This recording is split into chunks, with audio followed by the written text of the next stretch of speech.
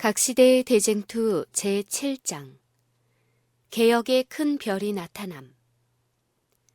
어린 시절의 루터와 그의 부모. 법왕교회 암흑에서 교회를 순수한 신앙의 빛 가운데로 인도하기 위한 사명을 받은 사람들 중에서 가장 선봉에 섰던 사람은 마틴 루터였다. 그는 열성 있고 경건하며 하나님을 경외하는 것 외에 아무것도 두려워하지 않을 뿐 아니라 성경 이외에는 아무것도 신앙의 기초로 삼지 아니한 그 당시의 시대적 인물이었다. 하나님께서는 그를 통하여 교회의 개혁과 세상의 계몽을 위한 위대한 사업을 성취시키셨다. 초창기의 복음 사자들처럼 루터는 빈궁한 계층에서 태어났다. 그는 유년 시대를 독일의 한 비천한 노동자의 가정에서 보냈다. 광부인 그의 아버지는 매일 고된 노동으로 그의 교육을 위한 자금을 마련하였다. 그의 아버지는 루터를 법률가로 만들 생각이었다. 그러나 하나님께서는 그로 하여금 지나간 여러 세기 동안에 지연되고 있는 위대한 성전을 세우는 건축자로 삼고자 계획하셨다.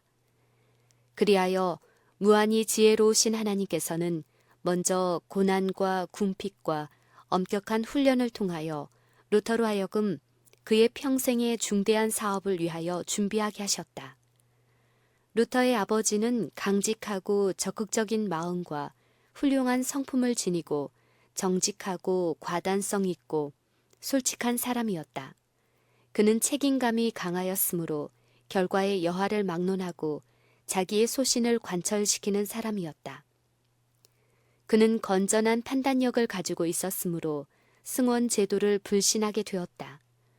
루터가 아버지의 허락을 받지 않고 승원에 들어가게 되자 그는 매우 언짢게 생각하였다.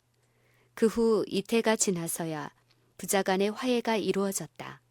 그러나 그의 아버지의 의견은 여전히 변함이 없었다. 루터의 부모는 자녀들의 교육에 대하여 매우 세심하게 주의를 기울였다. 그들은 하나님께 대한 지식을 자녀들에게 가르치고 그리스도인의 덕성을 길러주기에 힘썼다. 자주 그의 아버지는 루터가 듣는 데서 자기 아들이 주의 이름을 기억하고 장차 진리를 전파하는 사업에 유용한 인물이 될 수 있게 해달라고 기도드렸다. 그 부모는 자녀들의 도덕적, 지적 발달을 위하여서는 어떠한 고생도 달게 받았다. 그들은 자녀들에게 경건하고 유용한 생애를 준비시켜주기 위하여 열렬히 그리고 꾸준히 노력하였다. 그 부모는 확고하고 강직한 품성 때문에 때때로 너무나 가혹한 면을 드러냈다.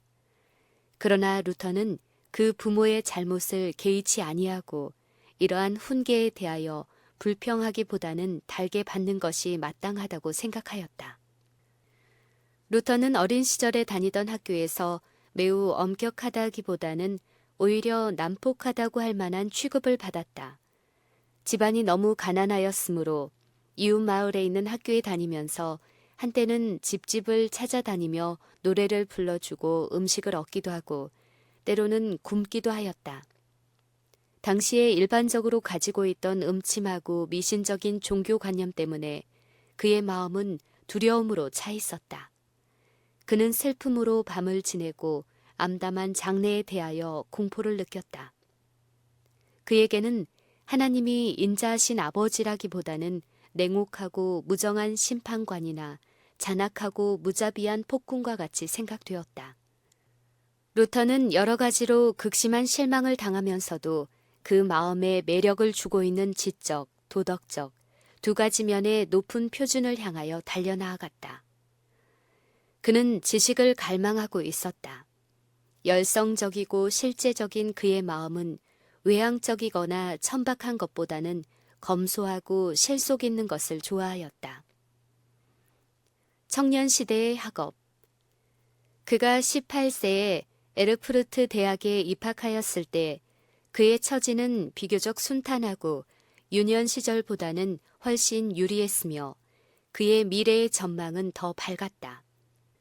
그의 부모는 근검절약하여 상당한 재산을 모았으므로 그에게 필요한 것을 대어주기에 지장이 없었다. 그리고 한편으로 좋은 동무들의 가마로 그는 일찍이 받은 교육의 음울한 가마를 어느 정도 경감시킬 수 있었다. 그는 또한 인류 대가들의 저서들을 연구하는 일에 몰두하였으며 그들의 가장 중요한 사상들을 모았으며 현인들의 지혜를 그의 것으로 만들었다. 유년 시대의 교사들로부터 엄한 교육을 받았기 때문에 그는 신뢰할 만한 우수한 인물로 자라갔고 좋은 상태에 놓여있는 그의 정신은 신속히 발달하였다. 그리고 그에게는 강한 기억력, 투철한 상상력, 명확한 판단력, 지칠 줄 모르는 열심이 있었기 때문에 그는 곧 학우 가운데서 수위를 차지하게 되었다. 그의 지적 훈련은 그의 이해력을 발달시켜 주었고 그의 생애의 투쟁을 위하여 그를 준비시키고 있었던 정신력과 예민한 지각을 일깨워 주었다. 루터의 마음에 있는 여호와를 경외하는 생각은 그로 하여금 확고한 목적을 갖게 하고 하나님 앞에서 겸손한 사람이 되게 하였다. 그는 항상 하나님의 도우심의 필요를 느끼고 매일 기도로서 일을 시작하고 계속적으로 하나님의 지도와 도우심을 간구하였다. 그는 자주 기도를 잘하는 것은 공부의 반 이상을 한 것이다 라고 말하였다. 어느 날 루터는 대학 도서관에서 서적을 조사하다가 라틴어 성경을 발견하였다. 그는 이러한 책을 본 적도 없었고 그런 책이 있는 것도 알지 못하였다. 그는 예배 시간에 회중에게 복음서와 편지서의 일부를 읽어주는 것을 들어왔는데 그것이 성경의 전부인 줄로 생각하였다. 그런데 이때 처음으로 그는 성경의 전부를 보게 되었던 것이다. 그는 두렵고 놀라운 마음으로 생명의 말씀을 읽어내려갔다. 그리고 맥박이 빨라지고 가슴이 두근거리는 가운데 생명의 말씀을 읽어가다가는 때때로 멈추고서 오 하나님, 나에게 이런 책을 주셨으면 하고 부르짖었다. 하늘 천사들이 그의 곁에 있었고 하나님의 보좌로부터 비치는 빛이 진리의 보배를 그에게 알려주었다.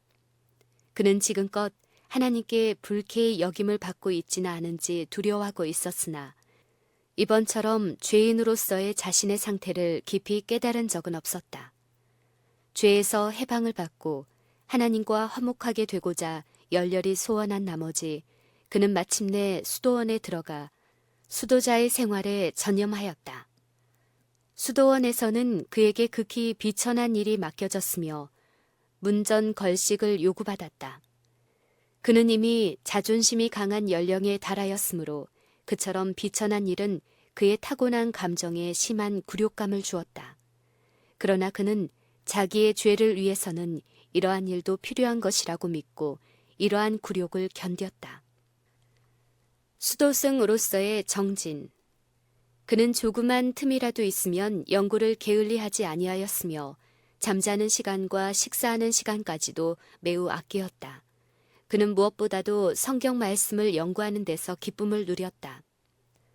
그는 성경 한 권이 수도원 한쪽 벽 쇠사슬에 매달려 있는 것을 발견하고 자주 그곳으로 나아갔다. 또한 죄에 대한 자각이 더욱 깊어짐에 따라 그는 자기의 행위로 용서와 평안을 얻고자 애썼다. 그는 가장 엄격한 생활을 하고 금식과 철야를 하고 모든 악한 성격을 극복하려고 자기 자신을 채찍으로 때려 보았으나 이러한 수도원 생활이 그를 죄에서 해방시켜주지 못하였다. 그는 하나님의 인정을 받기 위해 합당한 마음의 순결을 얻기 위하여 어떠한 희생도 겁내지 아니하였다. 후일에 그는 당시의 일을 다음과 같이 수레하였다. 실로 나는 경건한 수도승이었다. 나는 지금 내가 입으로 다 표현하기 어려운 여러 가지 엄격한 규칙들을 지켰다. 만일 수도승이 이러한 수도로서 천국을 얻을 수 있다고 하면 나는 분명히 그러한 자격을 얻었을 것이다. 그 일을 조금 더 계속하였다면 나는 반드시 고행의 결과로 죽고 말았을 것이다. 이러한 고통스러운 훈련의 결과로 그는 기력을 잃고 경련으로 고생하게 되었는데 후일에 가서도 그 상태에서 완전히 회복되지 못하였다. 그의 온갖 노력에도 불구하고 그의 영혼의 짐은 조금도 경감되지 않았다. 그는 마침내 절망 직전에 이르렀다. 모든 것을 잃어버린 것처럼 보였을 때 하나님께서는 그의 친구인 한 사람의 조력자를 그에게 보내주셨다. 경건한 슈타 우비츠는 루터에게 성경 말씀을 보여주며 자기 자신을 보지 말고 또 하나님의 율법을 범함으로 받는 영원한 형벌을 생각지 말고 오직 그의 죄를 용서해 주시는 구주 예수님을 바라보라고 하였다. 너희 죄로 인하여 스스로를 괴롭게 하는 대신에 구주의 팔에 그대 자신을 맡기라. 그리고 그분을 신뢰하라. 그분의 생애에 나타난 의와 그분의 죽으심으로 말미암은 속죄를 신뢰하라. 하나님의 아들의 말씀을 들으라. 그분께서는 하나님의 은총을 그대에게 보증해 주기 위하여 사람이 되셨다. 너를 먼저 사랑해 주신 그분을 사랑하라. 라고 긍휼의 사자는 말하였다. 그의 말은 루터의 마음에 깊은 감명을 주었다. 오랫동안 오류에 붙잡혀서 투쟁하고 있던 그는 진리를 깨닫게 되었고 번민하던 그의 마음에 평화가 찾아왔다. 루터는 신부로 임명되어 수도원에서 나와 비텐베르크 대학의 교수로 부름을 입었다. 그는 여기서 원어로 된 성경을 연구하였다. 그는 성경의 강의를 시작하였다. 시편과 복음서와 편지서들에 관한 공개 강의를 하므로 많은 사람들이 와서 듣고 깨닫게 되었다. 그의 친구요 수도원장인 스타우비츠는 그에게 강단에서 하나님의 말씀을 강론하라고 권유하였다.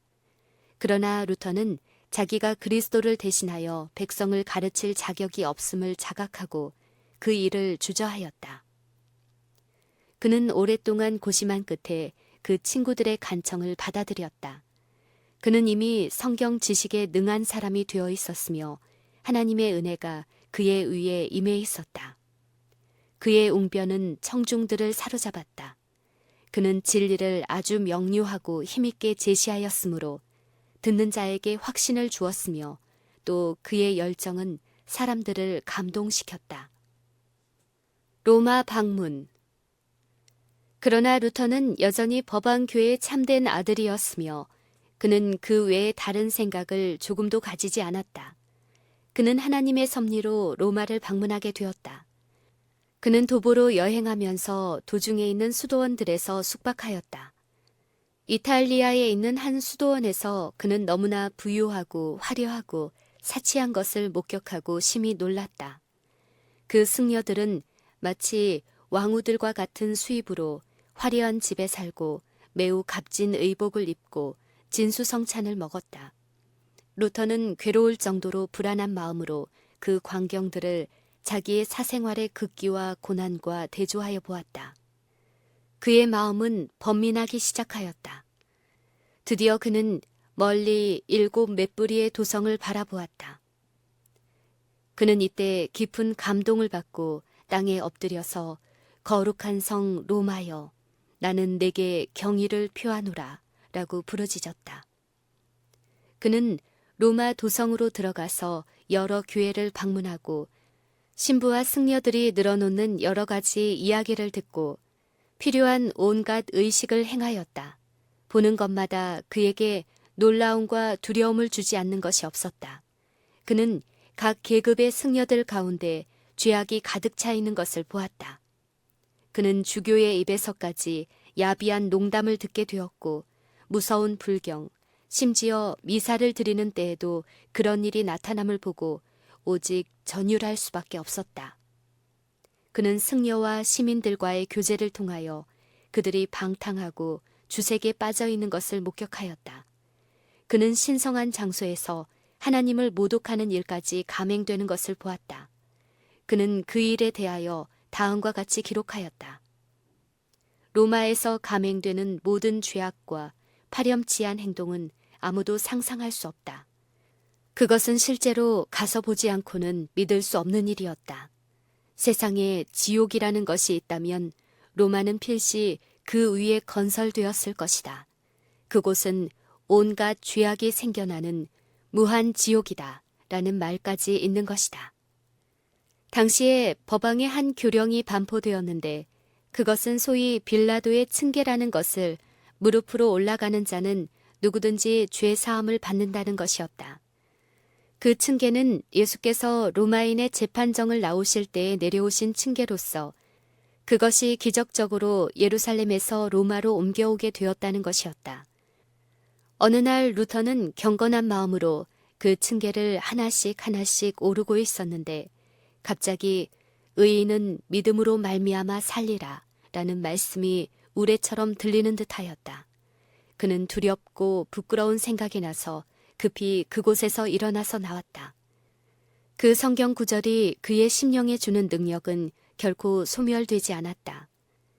그때부터 그는 구원을 얻는 데 있어서 사람의 행위를 의지하는 것이 어리석은 일이라는 것과 그리스도의 공로를 항상 믿어야 할 필요성을 과거 어느 때보다 더욱 절실히 깨달았다. 그의 눈은 열린 바 되었으며 다시는 법왕교의 미혹으로 가려지지 아니할 것이었다. 그가 로마에서 얼굴을 돌리게 되자 그의 마음도 또한 로마에서 떠났다.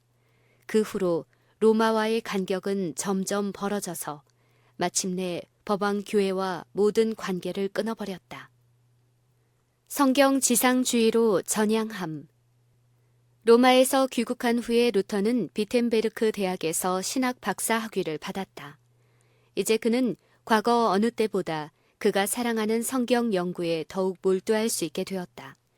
그는 법왕의 교리와 그의 말이 아닌 하나님의 말씀을 평생 동안 주의 깊이 연구하고 충성스럽게 전파하기로 엄숙히 맹세하였다.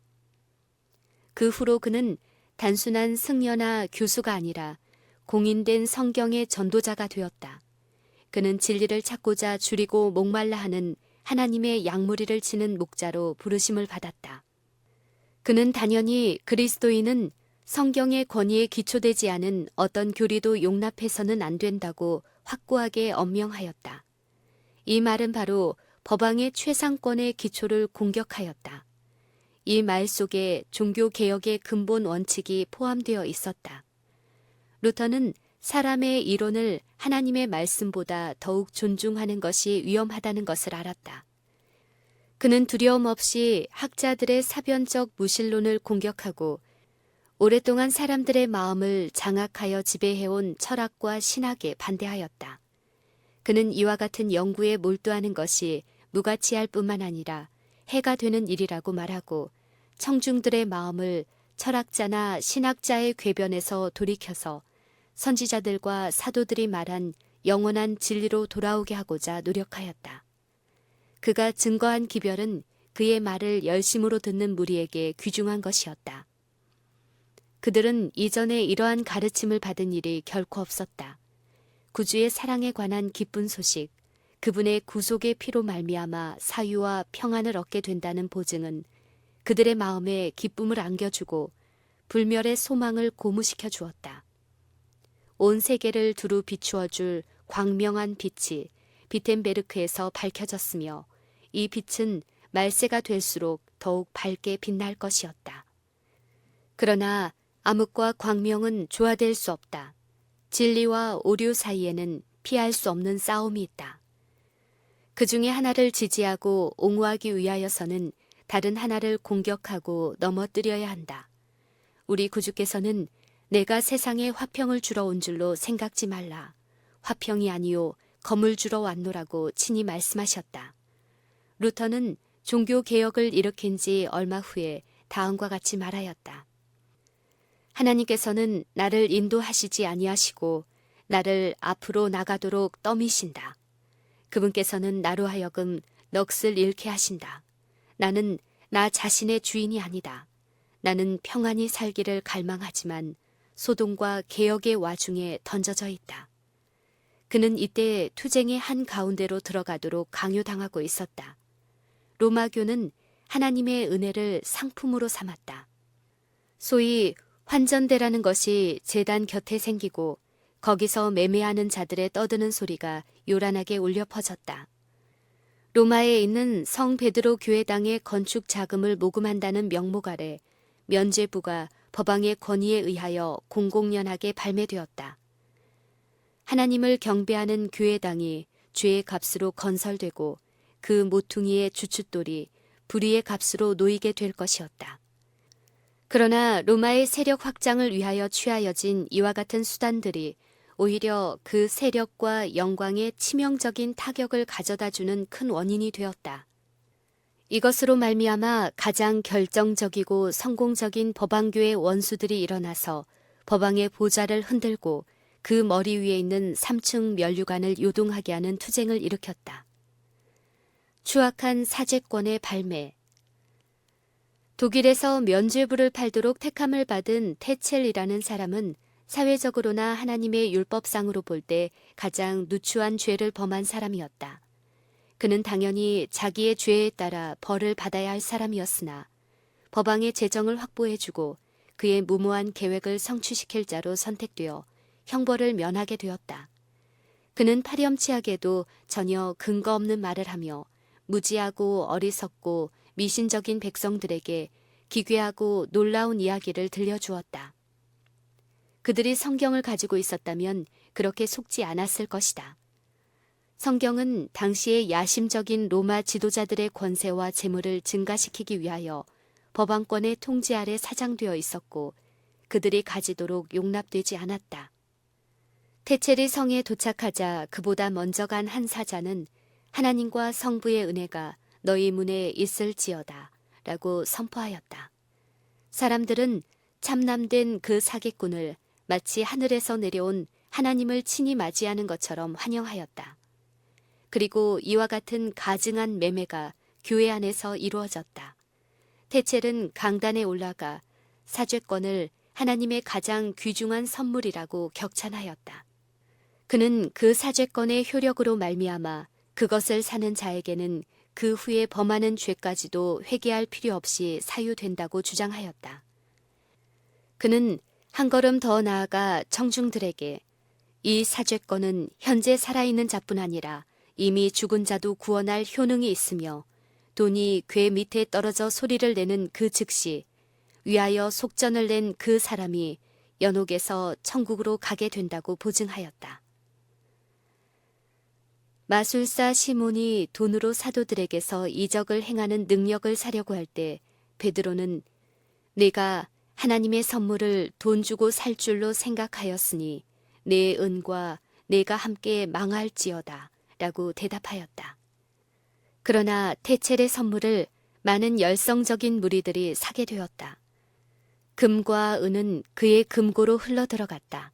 돈으로 살 수 있는 구원은 회개와 믿음과 죄를 대항하여 싸우는 끈덕진 노력으로 얻는 구원보다 더욱 쉽게 얻을 수 있는 것이었다. 면죄부의 교리는 로마교 안에 있는 경건하고 학식 있는 사람들로부터 반대를 받아왔다. 그러나 이성과 계시 어느 편으로 보나 크게 배치되는 그와 같은 주장을 믿지 아니하는 사람들이 많이 있었다. 어떤 주교도 그 부정한 매매에 대하여 반대하는 말을 감히 하지 못하였다. 그러나 많은 사람들의 마음은 혼란하고 불안해 가고 있었다. 그들은 하나님께서 당신의 교회를 정결케 하시기 위하여 무슨 방법을 쓰시지는 아니하실지 물었다. 루터는 여전히 법왕교에 충실한 한 사람이었으나 사죄권 발매자의 망령되고 참남된 행위를 보게 되자 전율할 수밖에 없었다. 그가 심우하는 교회의 신자들 가운데도 사죄권을 산 사람들이 많이 있었다. 그들은 루터에게 와서 여러 가지 죄를 고백하고 사면을 구하였다. 그러나 그들은 죄를 뉘우치고 새로운 생애로 들어가려는 희망으로 그렇게 하는 것이 아니고 면죄부를 샀으므로 면죄 받아야 한다는 것이었다. 루터는 단연히 이를 물리치고 그들이 회개하여 생애의 변화를 일으키지 아니하면 그 죄로 인하여 멸망을 받을 수밖에 없다고 경고하였다.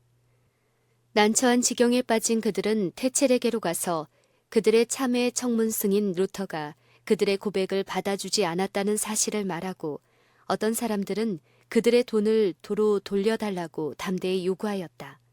그러자 그 승려는 경노하였다. 그는 가장 무서운 저주를 하고 거리 모퉁이에 불을 피우고 나는 이 신성한 면죄부를 반대하는 모든 이단자를 화형에 처하라는 명령을 법왕으로부터 받았다고 소리질렀다.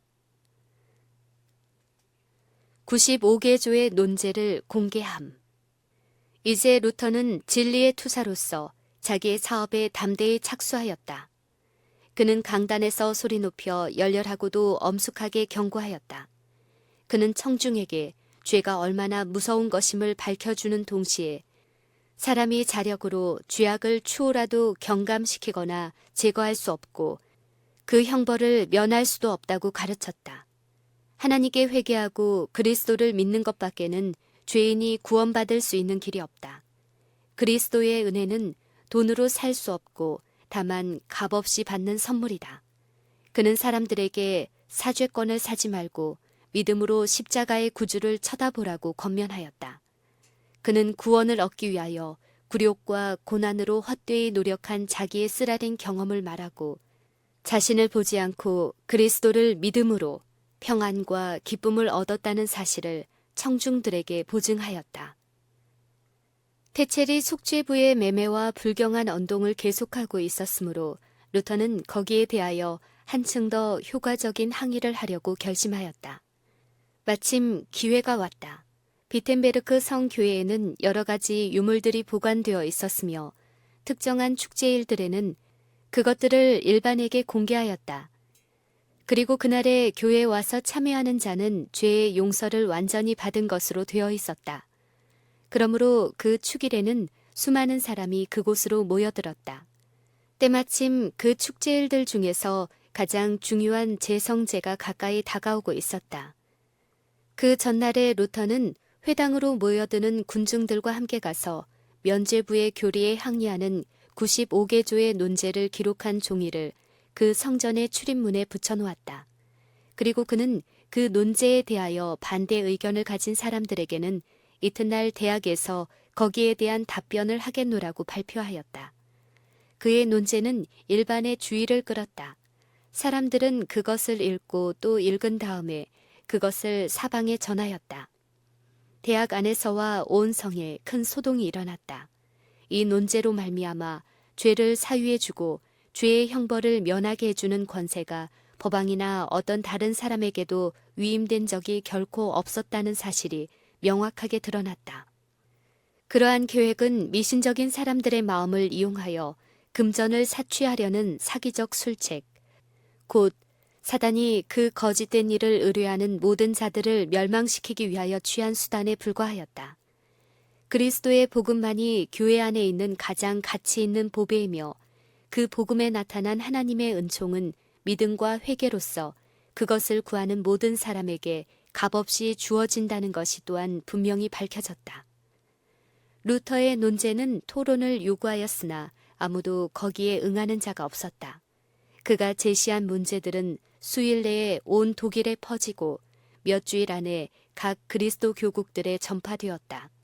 교회 안에서 퍼져가고 있는 무서운 죄악을 보고 탄식하면서도 그 기세를 꺾을 방법을 알지 못하던 많은 경건한 로마 교도들은 큰 기쁨으로 이 논제들을 읽고 하나님의 음성이 그 속에 있음을 인정하였다.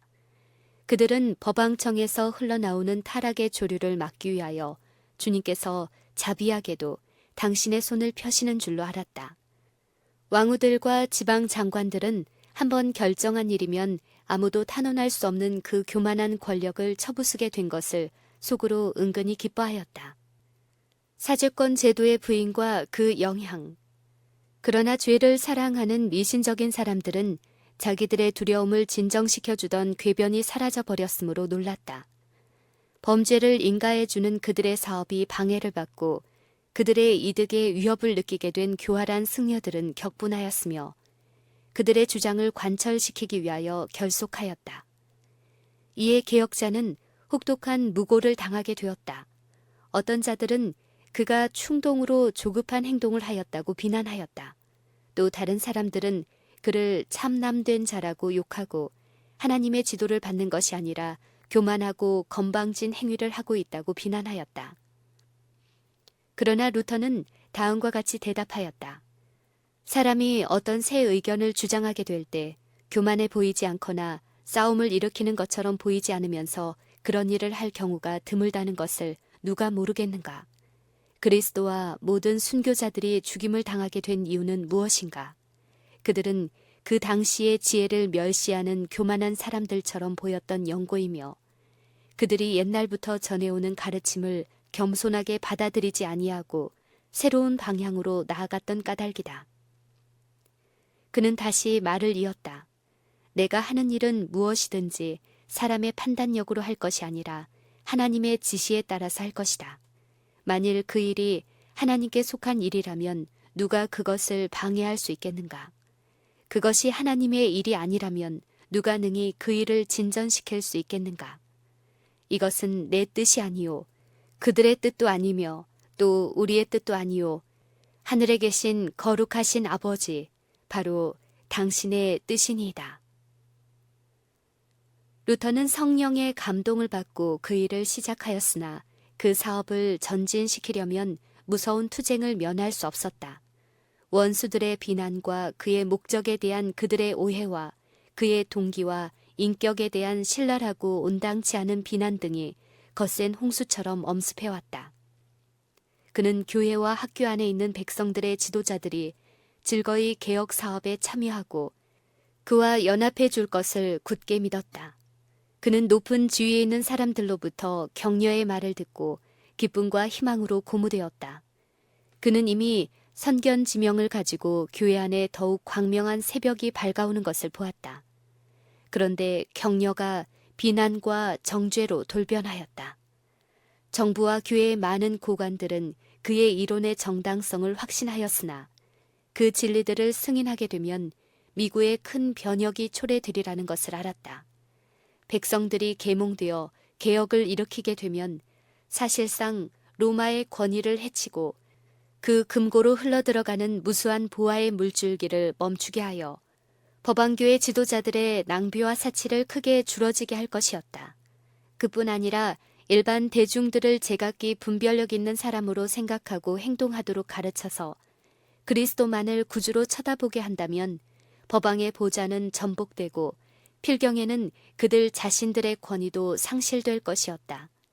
그러므로 그들은 하나님께서 주신 지식을 거절하고 하나님께서 그들을 계몽시키기 위하여 보낸 사람을 반대함으로써 그리스도와 진리를 다 같이 배반하는 행동을 취하였다. 루터는 자기 자신, 곧 지상의 가장 큰 세력을 대항하고 있는 자기 자신을 바라보고 전율하였다. 어떤 때에는 그가 과연 하나님의 지도를 따라서 법왕교의 권위에 대항하고 있는 것인지 의심하기도 하였다. 그는 또 다음과 같이 기록하였다. 지상의 군왕들과 온 세계가 두려워하고 떠는 법왕권을 대항하여 일어선 나는 대체 무엇이냐? 처음 2년간 마음속으로 어느 정도의 고민을 하였으며 실망과 낙담을 겪었는지 아무도 모를 것이다. 그러나 그는 완전히 실망하도록 버려지지 아니하였다. 그는 사람의 도움이 끊어졌을 때 하나님만을 앙망하였다. 그리하여 그는 전능하신 하나님의 손을 붙들 때 절대로 안전하다는 것을 배웠다. 탄압과 핍박이 일어남. 개혁 사업을 후원하는 한 친구에게 루터는 다음과 같이 편지하였다. 우리는 연구와 지력으로 성경을 깨달을 수 없다. 그대가 제일 먼저 해야 할 일은 기도이다. 하나님께서 크신 자비를 그대에게 허락하셔서 그대가 성경의 참뜻을 이해할 수 있도록 간구하라. 하나님께서 친히 말씀하신 바와 같이 저희가 다 하나님의 가르치심을 받으리라. 그러므로 하나님의 말씀의 저자이신 하나님 외에는 그분의 말씀을 해석할 자가 없다. 자기의 이해력을 의지하지 말고 전적으로 하나님만을 의지하고 성령의 감화력만을 의지하기 바란다. 그리고 그 사실을 체험하고 있는 한 사람의 말을 믿어라. 여기에는 이 시대를 위한 엄숙한 진리를 다른 사람들에게 전하도록 하나님의 부르심을 받았다고 생각하는 사람들에게 주는 중요한 교훈이 있다. 이러한 진리들은 사람이 만들어낸 전설이나 이야기를 사랑하는 사람들과 사단의 적개심을 일으킬 것이다. 악의 세력과 투쟁할 때는 사람의 지력과 지혜 이상의 무엇이 있어야 한다. 원수들이 관례나 유전이나 법왕의 권위나 주장을 가지고 대항해 올 때 루터는 성경, 오직 성경으로서 그것들을 대항하였다. 성경에는 그들이 대답할 수 없는 논증이 있었다. 그러므로 형식과 미신의 종이 된 그들은 마치 유대인들이 그리스도의 피를 달라고 소동했던 것처럼 루터의 피를 달라고 소동하였다.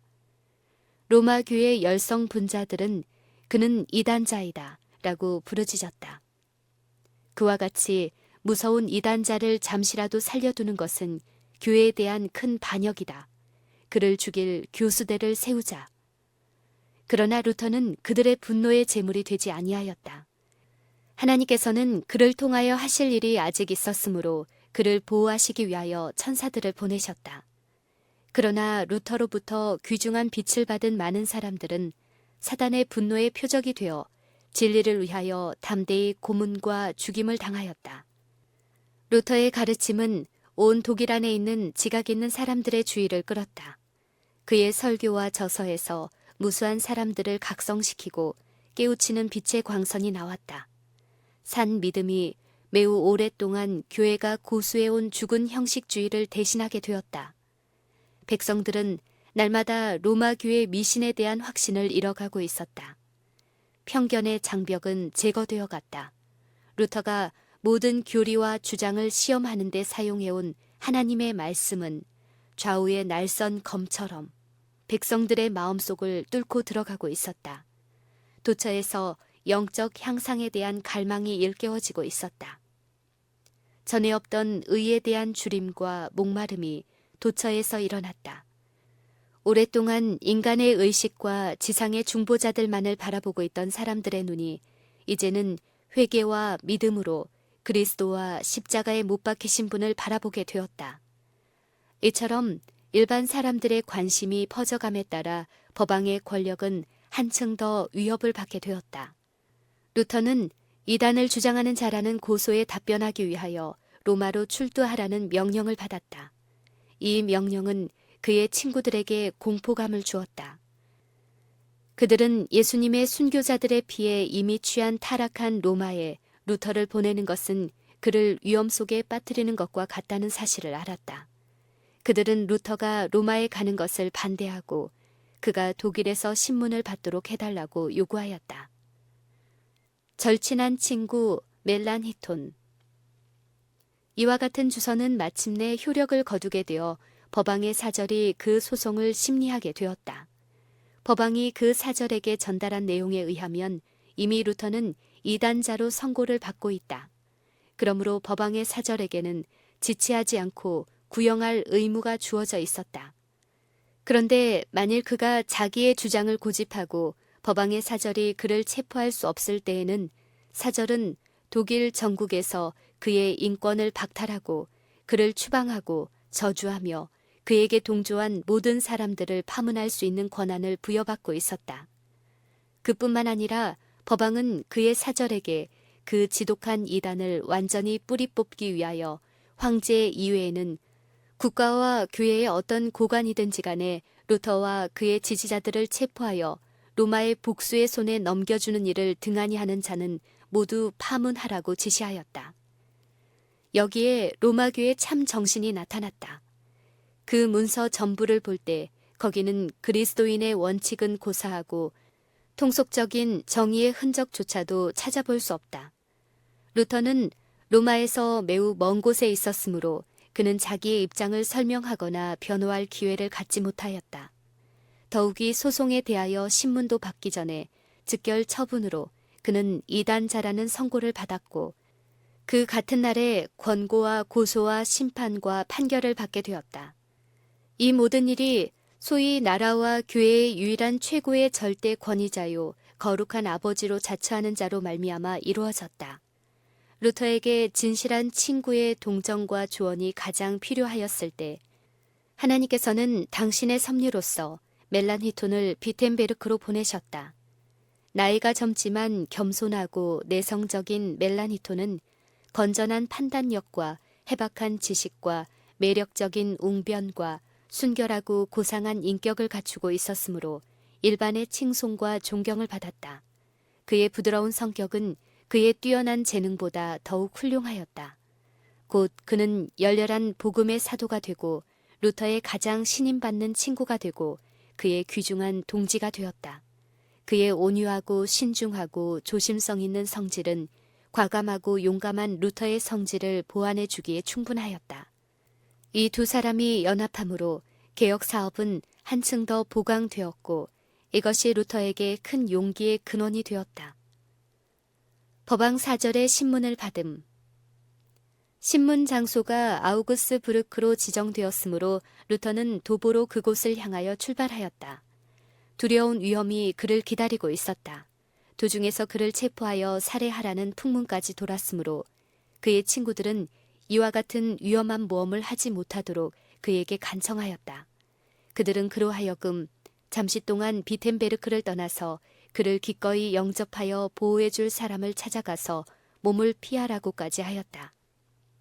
그러나 그는 하나님께서 지정해 주신 그 자리에서 떠나가고자 하지 않았다.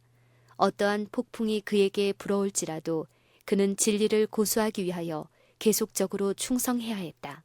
그는 말하였다. 나는 에레미야와 같이 투쟁과 싸움의 사람이다.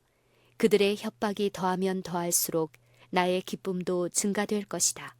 그들은 이미 나의 명예와 명망을 꺾어버렸다. 한 가지 남은 것이 있다면 그것은 이 가련한 나의 육체뿐이다. 이것마저 빼앗아 간다 해도 두렵지 않다. 그들은 내 생명을 불과 몇 시간으로 단축시킬 수 있을 것이다. 그러나 나의 영혼만은 그들이 빼앗을 수 없다. 그리스도의 말씀을 세상에 전파하고자 하는 사람은 어느 순간이든지 죽음을 각오하여야 한다. 루터가 아우구스부르크에 도착하였다는 소식은 법왕의 사절을 매우 기쁘게 하였다. 세계의 이목을 집중시킨 폐역무도한 이단자가 이제 로마의 권세 아래 들어온 것처럼 느껴졌다. 그러므로 법왕의 사절은 그를 놓치지 않겠다고 결심하였다.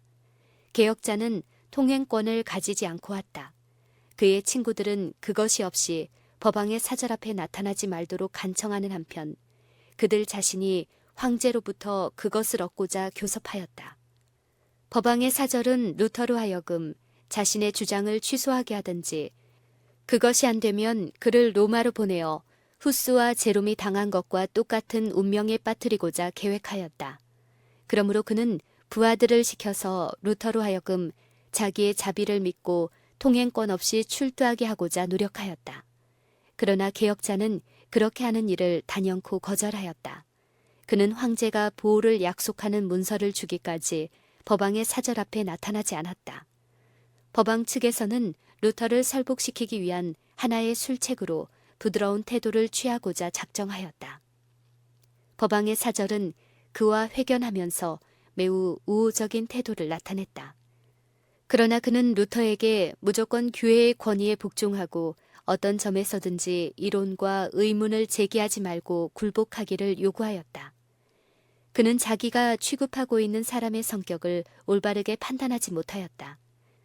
이에 대하여 루터는 교회에 대한 자기의 관심과 진리에 대한 욕망과 자기의 가르침에 대하여 제기하는 온갖 반대에 즐거이 답변할 마음과 어떤 특별한 대학에서 자기의 교리를 검토하겠다면 쾌히 응할 의사가 있다는 것 등을 표명하였다. 그러나 그는 오류에 대한 판명이 나기도 전에 신앙의 취소만을 요구하는 법왕의 사절의 태도에는 반대하였다. 법왕 측의 반응은 오로지 취소하라, 취소하라는 말뿐이었다. 루터는 자기의 주장이 성경에서 나온 것이므로 진리를 부인할 수 없다고 단호하게 엄명하였다. 루터의 이론에 대답할 수 없게 된 법왕의 사절은 비난과 욕설과 책망을 쏟아놓음으로 위압하고 교부들의 말과 전설을 여기저기서 인용하여 늘어놓음으로써 루터에게 더 이상 말할 기회를 주지 아니하였다. 그런 상태로 회의를 계속하면 결국 헛수고만 하게 될 것을 안 루터는 드디어 그의 답변을 문서로서 제출하라는 마지못한 허락을 받아냈다. 루터의 당당한 논조. 그는 한 친구에게 다음과 같이 편지하였다. 그렇게 하므로 압박을 받는 자는 이중의 이익을 얻는다. 첫째는 그 기록으로 말미암아 다른 사람의 판단에 호소할 수 있고, 둘째는 자기의 교만한 말로 지나치게 위압적인 태도로 방자하게 함부로 말하는 폭군에게 그 양심에는 호소하지 못한다 하더라도 그에게 공포감을 갖게 하는 좋은 기회를 만들 수 있다. 그리고 둘째 번의 회견에서 루터는 성경에서 인용한 많은 구절들로 이루어진 명료하고 간결하고 힘있는 자신의 주장에 대한 설명문을 제출하였다. 그는 그것을 큰 소리로 낭독한 후에 추기경에게 넘겨주었다. 그러자 그는 그것을 다만 쓸데없는 말을 기록한 불경하기 짝이 없는 인용구의 수집에 불과한 것이라고 외치면서 멸시하는 태도로 내어 던져버렸다. 이에 루터는 담대히 일어나서 횡포무례한 법왕 사절의 논법을 이용하여 전설과 교회의 구전과 가르침을 여지없이 전복시켰다. 법왕의 사절은 루터의 변론에 도무지 대답할 수 없음을 알자 자제력을 잃고 맹렬한 불과 같이 노하였다. 취소하라. 그렇지 않으면 너를 로마로 보내겠다. 거기서 그대는 그대의 소송 사건을 담당할 재판관들 앞에 서야 한다. 나는 너와 너희 일당을 파문한다. 또 어떠한 경우에든지 너를 돕는 자는 누구를 막론하고 교회에서 내어 쫓겠다. 라고 그는 부르짖었다. 그리고 그는 마지막으로 교활하고 분노한 음조로 취소하라. 그렇지 아니하면 다시 이곳에 돌아오지 말라. 라고 단언하였다. 루터는 지체하지 않고 친구들과 함께 즉시 그곳에서 퇴장함으로 취소할 의사가 전혀 없다는 것을 분명히 나타내었다. 그것은 법왕의 사절이 의도했던 것과는 전혀 반대되는 일이었다. 그는 위협으로 루터에게 공포감을 주므로 그를 굴복시킬 수 있으리라고 믿었었다. 그는 이제 자기의 지지자들과만 남게 되었으므로 둘러앉은 사람들을 차례로 돌아보며 자기의 계책이 뜻밖의 실패한 것을 분하게 생각하였다. 이때의 루터의 활약은 좋은 결과를 거두었다. 그곳에 참석했던 많은 사람들은 그 두 사람을 비교해보고 그들이 나타낸 정신들을 스스로 판단해 볼 뿐만 아니라 그들이 제시한 이론의 설득력과 진실성을 비교해보고 판단해 볼 수 있는 기회를 가지게 되었다. 그것들은 너무나 대조적이었다. 개혁자는 하나님의 능력으로 단순하고 겸손하고 굳센 태도로 진리를 제시하였다. 그러나 법왕의 사절은 젠체하고 거만하고 횡포하고 비합리적인 태도로 한 구절의 성경 말씀도 인용하지 않은 채 화를 내면서 취소하라. 그렇지 아니하면 로마에 보내어 처벌하겠다고 부르짖을 뿐이었다. 로마의 후원자 프리드리히 후. 루터가 통행권을 소유하고 있을지라도 법왕당들은 그를 체포하여 투옥시킬 음모를 꾸몄다. 루터의 친구들은 그가 더 이상 체류하는 것이 무익한 일임을 알고 그에게 즉시 비텐베르크로 돌아갈 것과 그 계획에 대하여 비밀을 철저히 지키므로 남에게 눈치채지 않게 하도록 권유하였다. 그리하여 그는 지방 장관이 보내준 한 사람의 안내자를 따라 새벽에 말을 타고 아우구스부르크를 떠났다. 앞길에 가로놓인 여러 가지 어려움을 예상하면서 고요하고 어두운 시가지를 몰래 빠져나왔다. 잔인한 원수들은 방심하지 않고 그를 죽이려고 음모를 꾸미고 있었다. 그를 잡으려고 펴놓은 함정을 그가 피해 나갈 수 있을까? 진실로 이때야말로 매우 염려되는 때요, 열렬한 기도가 필요한 때이었다. 그 도시의 성벽에 있는 작은 문에 당도하였다. 문은 그에게 열리어지고 그는 아무런 장애 없이 안내자와 함께 문 밖으로 빠져나왔다. 일단 문 밖으로 무사히 빠져나오자 그들은 길을 재촉하였다. 그리하여 루터는 법왕의 사절이 그의 탈출을 알기 전에 박해자의 손이 미치지 못할 곳까지 가버렸다. 사단과 그의 부하들은 패배하였다. 그들의 소나귀에 잡혀있는 줄로 생각했던 그 사람은 마치 한 마리의 새가 새 사냥꾼의 그물을 벗어나듯이 그들의 수중에서 벗어났다. 루터가 도망하였다는 소식을 듣자 법왕의 사절은 매우 놀라고 분개하였다. 그는 교회를 어지럽게 하는 자를 처단하는 일에 있어서 자신의 지혜와 단호한 결단력을 나타내므로 큰 명예를 얻을 것을 은근히 바라고 있었는데 이제 그 희망이 사라졌다. 그는 자신의 분노를 작센의 선우 프리드리에게 보내는 편지에 나타났다. 그는 그 편지에서 루터를 신랄히 비난하고 프리드리히로 하여금 그를 로마로 보내든가 작센에서 추방하든가 해주기를 요구하였다. 루터는 자신의 주장을 변호하면서 법왕이나 법왕의 사절에게 성경상으로 자기의 오류를 지적해 주기를 요구하였다. 그리고 그는 만일 그들이 하나님의 말씀으로 자기의 잘못을 지적해 준다면 당연히 자기의 주장을 취소하겠노라고 가장 엄숙한 태도로 맹세하였다.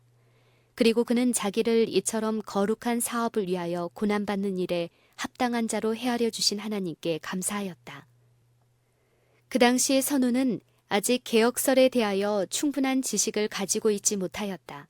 그러나 그는 루터의 공정하고 분명하고 힘있는 말에 깊은 감동을 받았다. 개혁자의 오류가 입증되지 않는 한 프리드리히는 그의 옹호자가 되기로 결심하였다. 그는 법왕의 사절에게 보내는 회답에서 다음과 같이 편지하였다. 귀하는 아우구스부르크에서 마틴 박사와 회견하였으므로 만족하였음에 틀림없을 것입니다. 우리는 귀하가 그의 오류를 확신시켜 주지 않고 신앙을 취소하게 하고자 노력했을 것으로는 생각하지 않습니다. 나는 아직 마틴 박사의 교리가 불경하고 비그리스도인적이며 이단적이라고 말해주는 이 나라의 학자들을 만나지 못하였습니다. 선우는 루터를 로마에 보내거나 자기 나라에서 추방하기를 거절하였다. 선우는 사회의 도덕적 억제력이 전체적으로 무너져 있는 것을 알았다. 위대한 개혁 사업이 필요하였다. 사람이 하나님의 요구와 개발된 양심의 명령을 인정하고 순종하기만 하면 범죄를 억제하고 처벌하기 위하여 복잡하고 비용이 많이 드는 제도를 마련할 필요가 없을 것이었다. 그는 루터가 바로 이 목적을 위하여 일하고 있음을 알고 그 사업이 교회 안에 좋은 가마를 끼치고 있는 것을 은근히 기뻐하였다. 불법적인 협박과 누명. 그는 또 루터가 대학 교수로서 놀랄 만한 공적을 남긴 사실을 알았다. 개혁자가 교회의 문에 그의 논제를 제시한 지 겨우 1년밖에 되지 아니하였지만 제성제 축제 때 교회에 찾아오는 사람들의 수는 현저히 감소되었다. 로마의 예배자들과 연금 액수도 줄어들었다. 그러나 그들의 자리는 비텐베르크를 찾아온 다른 계급의 사람들로 채워졌는데 그들은 유물 예배를 위하여 온 순례자들이 아니고 대학의 교실을 채우는 학생들이었다. 루터의 저서는 각처에서 성경에 대한 새로운 흥미를 일으켜 주었으므로 독일 국내뿐 아니라 외국에서까지 수많은 학생들이 몰려왔다. 비텐베르크를 처음으로 바라보는 청년들은 손을 들고 마치 옛날에 시온에서 했던 것처럼 이 성에서 진리의 빛이 비치게 하시고 멀리 떨어져 있는 나라에까지 그 빛을 전하게 해주신 하나님을 찬양하였다. 루터는 아직도 로마의 오류에서 부분적으로 돌아선 데 불과하였다. 그러나 그가 하나님의 성경을 법왕의 교서와 법전에 비교해 볼 때 그의 마음은 놀라움으로 충만해졌다. 그는 다음과 같이 기록하였다. 나는 법왕의 교서를 읽고 있다. 그러나 나는 법왕이 적 그리스도인지 그분의 사도인지 모른다. 그러나 그의 교서에서 그리스도를 너무도 잘못 나타내고 그분을 십자가에 못 박고 있다. 그 당시에 루터는 여전히 로마 교회 지지자였으며 교회와 관계를 끊는다는 것은 생각조차 아니하였다. 루터의 저서와 교리는 모든 그리스도 교국으로 퍼져갔다. 개혁의 사업은 스위스와 네덜란드에서도 일어났다. 그의 저서들은 프랑스와 스페인에도 전해졌다. 영국에서는 그의 교훈이 생명의 말씀으로 받아들여졌다. 벨기에와 이탈리아에도 진리가 전파되었다. 수만 명의 사람들이 죽은 듯한 혼수 상태에서 깨어나서 신앙생활의 희망과 기쁨을 누리고 있었다. 루터의 공격으로 로마는 더욱더 격노하게 되었으며 그를 반대하는 광신적인 어떤 사람들, 심지어 카톨릭 대학교의 박사들까지도 그 반역적인 승려를 죽이는 자는 범죄하는 자가 아니라고 주장하였다. 하루는 어떤 수상한 자가 권총을 외투 속에 감추고 그 개혁자에게 가까이 와서 어찌하여 그대는 혼자 다니느냐고 물었다. 루터는 나는 하나님의 보호 아래 있다. 그분은 나의 힘이요 방패시다. 사람이 내게 어찌 하겠느냐 라고 대답하였다. 이 말을 듣고 그 수상한 자는 얼굴빛이 창백하게 되었으며 하늘의 천사들 앞에서 피하듯이 도망하여 버렸다. 로마는 루터를 없애버리기 위하여 애를 썼으나 하나님께서는 그의 방패가 되셨다. 그의 교리는 민가와 수도원과 귀족의 저택과 대학과 왕의 궁전 등으로 전하여져서 도처로 퍼졌다. 귀족들은 그의 운동을 원조하기 위하여 사방에서 일어나고 있었다. 바로 그 즈음 루터는 후스의 저서를 읽고 자신이 주장하고 가르치고자 하던 믿음으로 말미암는 의에 대한 큰 진리가 벌써 보헤미아의 개혁자로 말미암아 주장되었다는 사실을 발견하게 되었다. 루터는 바울과 아우구스티누스와 나 자신은 알지 못하는 사이에 모두 후스의 신봉자가 되었다고 말하였다. 그는 또 계속해서 1세기 전에 전파된 진리를 불태워버린 이 세상은 하나님의 심판을 분명히 받고야 말 것이다 라고 말하였다. 개혁운동의 위기. 루터는 그리스도교의 개혁을 위하여 독일의 황제와 귀족들에게 보내는 호소의 편지에서 법왕에 관하여 기록하였다. 스스로 그리스도의 대리자라고 자처하는 사람이 어떠한 황제도 미치지 못할 만큼 호화로운 생활을 누리는 것은 놀랄 만한 일입니다. 과연 그것이 가난한 예수님과 비천한 베드로의 생활과 유사하겠습니까? 그를 가리켜 세계의 주라고까지 말하고 있습니다. 법왕이 그분의 대리자가 됨을 자랑하는 그리스도께서는 내 나라는 이 세상 나라가 아니라고 말씀하셨는데 그분의 대리자의 영토가 자기 주인의 것보다 더 커서야 되겠습니까? 또 그는 각 대학에 대하여 다음과 같이 기록하였다. 나는 각 대학이 만일 열렬히 성경을 설명하고 그것을 청년들의 마음 가운데 인상시켜 주지 못한다면 지옥의 문이 될까 두려워하는 바이다. 나는 누구든지 성경을 으뜸으로 삼지 않는 학교에 자녀를 보내지 말도록 권면한다. 하나님의 말씀을 계속적으로 연구하는 사람들이 없는 교육기관은 모두 틀림없이 타락하고야 만다. 이 호소는 독일 전국에 신속히 전달되어 각 사람들에게 강력한 감화를 끼쳤다. 온 나라는 분별하고 군중들은 걸기하여 개혁의 깃발 아래로 모여들었다. 루터를 반대하는 자들은 보복할 생각이 불일 듯 일어나서 그에게 대하여 단호한 태도를 취해주기를 법왕에게 간청하였다. 그의 교리들은 즉시 정죄의 선고를 받아야 한다고 공고되었다. 그 개혁자와 그의 지지자들에게는 60일간의 유예 기간이 허락되었으며 그 기간 안에 신앙을 취소하지 않으면 모두 파문당하도록 되어 있었다. 그것은 종교개혁에 있어서 무서운 위기였다. 지나간 수세기 동안 로마의 파문은 강력한 황제들에게 공포감을 안겨주었다. 그것은 막강한 제국에 불행과 황폐를 가져다 주었다. 일단 파문의 선고를 받은 사람들은 일반에게 두려움과 공포의 대상이 되었으며 그의 동료들과의 교제도 끊어지고 법률의 보호를 받지 못하고 수색당하여 죽임을 당하게 되어 있었다. 루터는 자기에게 엄습해오고 있는 폭풍을 알지 못한 것이 아니었다. 그러나 그는 굳게 서서 자기를 지탱해주고 방패의 역할을 해주실 그리스도를 신뢰하였다. 순교자의 믿음과 용기로서 그는 다음과 같이 기록하였다. 이제 어떠한 일이 일어날는지 나는 알지 못하며 구태여 알려고도 하지 않는다. 강풍이 몰아치려면 쳐보라. 나는 두려워하지 않는다. 하나의 나뭇잎도 우리 아버지의 허락 없이는 떨어지지 않는다. 하물며 그분의 종된 우리를 하나님께서 보호해 주시지 않을 것인가. 육신으로 나타나셨던 말씀도 돌아가셨거늘 그 말씀을 위하여 죽는 것은 별로 중대한 일이 아니다. 우리가 그분과 함께 죽으면 또한 그분과 함께 살게 될 것이다. 그분께서 우리보다 앞서 가신 그 길을 따라가므로 우리는 그분이 계신 곳으로 가서 그분과 함께 영원히 살게 될 것이다. 마침내 법왕의 교서가 루터에게 전달되자 그는 이렇게 말하였다. 나는 그것을 불경하고 거짓된 것으로 멸시하고 배격한다. 그것으로 정죄받으신 분은 그리스도 자신이시다. 그 사업을 위하여 이와 같이 고생당하는 것을 나는 기뻐한다. 나는 이미 마음속으로 더욱 큰 자유를 느끼고 있다.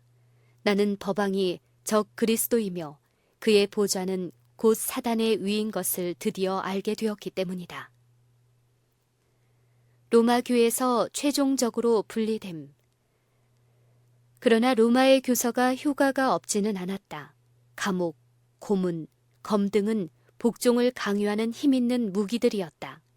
연약하고 미신적인 사람은 법왕의 명령 앞에서 떨었다. 루터에 대한 일반 사람들의 동정은 있었지만 많은 사람들은 개혁 사업 때문에 생명을 버리는 것이 너무도 큰 희생이라고 생각했다. 모든 점으로 보아서 개혁자의 사업은 끝나는 것처럼 보였다. 그러나 루터는 여전히 두려워하지 아니하였다. 로마는 그에게 저주의 말을 퍼부었다. 그리고 세상 사람들은 그가 죽임을 당하든지 항복할 수밖에 없을 것이라고 믿었다. 그러나 그는 놀라운 능력으로 정죄의 선고를 로마로 돌려보내고 로마교에서 영원히 떠나겠다는 결심을 공중 앞에서 표명하였다. 학생들, 박사들, 각 계급의 시민들로 이루어진 군중 앞에서 루터는 교회의 법규들과 훈령들과 법왕권을 지지하는 특별한 저서들과 함께 법왕의 교서를 태워버렸다. 그리고 그는 다음과 같이 말하였다. 나의 원수들은 나의 저서들을 불태움으로 일반 사람들의 마음속에 있는 진리의 사업을 손상시키고 그들의 영혼을 파멸시켰다. 그러므로 나는 거기에 따라 그들의 책들을 불태웠다. 바야흐로 엄숙한 투쟁은 시작되었다. 지금까지 나는 법왕으로 더불어 경기를 한 데 불과했다. 나는 하나님의 이름으로 이 사업을 착수하였다. 그러므로 그 사업은 내가 없을지라도 하나님의 능력으로 맞춰질 것이다. 루터는 그의 사업이 미약하다고 조소하는 원수들의 비난에 대하여 다음과 같이 대답하였다. 하나님께서 나를 택하시고 부르시지 않으셨다는 것을 누가 알며 그들이 나를 멸시함으로 하나님 자신을 멸시하는 일이 될까 두려워하지 않아야 한다는 것을 누가 알겠는가? 모세는 애굽을 떠날 때에 홀로 있었다. 엘리야도 아합의 통치 때에 홀로 있었다. 이사야도 예루살렘에 홀로 있었고 에스겔도 바벨론에 홀로 있었다. 하나님께서는 대제사장이나 어떤 위대한 사람을 선지자로 택하지 않으시고 일반적으로 지위가 낮고 멸시받는 사람들 중에서 택하셨다. 그분께서는 목자 아모스를 선지자로 택하신 적도 있었다. 각 시대를 통하여 성도들은 생명의 위험을 무릅쓰고 위대한 사람들과 왕들과 제후들과 제사장들과 지혜로운 사람들을 책망하였다. 나는 내 자신을 선지자라고 말하지 않는다. 그러나 나는 홀로 있고 그들은 다수이기 때문에 그들이 마땅히 두려워해야 한다고 나는 말하는 바이다. 나는 나에게는 하나님의 말씀이 있지만 그들에게 없다는 것을 확신한다. 그럴지라도 루터가 교회에서 마지막으로 떠나고자 결심하기까지는 무서운 갈등이 없지 않았다. 그 즈음에 그는 다음과 같이 기록하였다. 나는 사람이 유년 시대에 받아들인 것을 내어버린다는 것이 얼마나 어려운가 하는 것을 날마다 더욱더 느끼고 있다. 비록 나는 나를 지탱해주는 성경을 가지고 나 혼자서 법왕을 대항하고 그를 적 그리스도라고 언명하는 것이 당연하다는 것을 내 자신으로는 수긍했을지라도 그것은 나에게 너무나 큰 고통을 가져다 주었다. 내 마음속의 번민은 단순하지 않았다. 나는 법왕 교도들의 입술에서 그처럼 자주 반복된 다음의 질문에 대하여 괴로운 마음으로 얼마나 여러 번 내 스스로에게 물어보았던가. 너 혼자만 현명한가? 너 외에 다른 사람들은 모두 틀렸는가? 만일 네 자신이 틀렸고 많은 사람들이 너의 오류를 받아들인 결과로 영원히 멸망받게 된다면 결국 어떻게 되겠는가? 나는 그리스도께서 당신의 흠없는 말씀으로 이와 같은 의혹을 대항하게끔 나의 마음을 강화시켜 주기까지 내 자신과 사단으로 더불어 싸웠다. 개혁자에게 지워진 십자가. 법왕은 루터가 신앙을 취소하지 않으면 파문시키겠다고 위협하였는데 이제 그 위협이 실현되었다.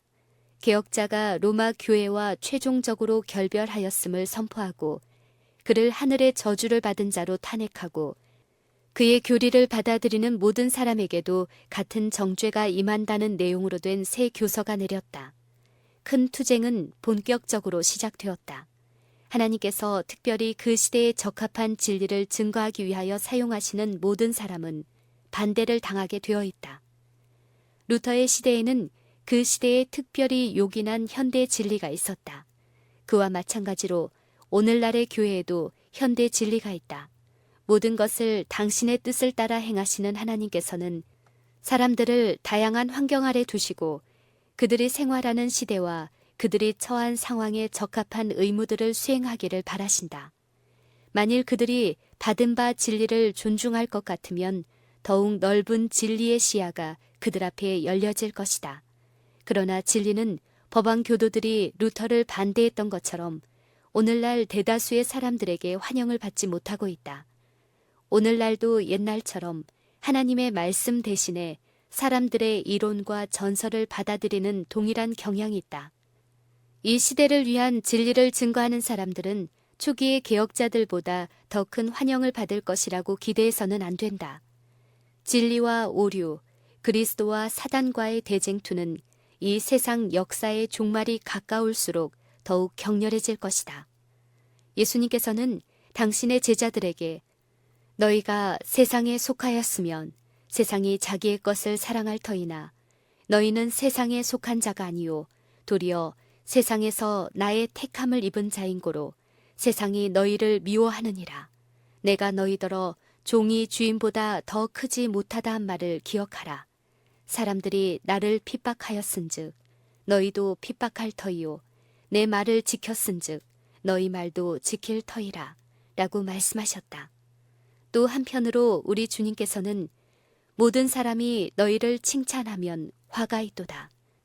저희 조상들이 거짓 선지자들에게 이와 같이 하였느니라 라고 분명히 말씀하셨다. 옛날의 시대와 마찬가지로 오늘날의 시대도 이 세상의 정신은 그리스도의 정신과 일치되지 않는다. 그러므로 하나님의 말씀을 순수하게 전파하는 사람들은 오늘날도 그 당시보다 더 큰 환영을 받을 수 없다.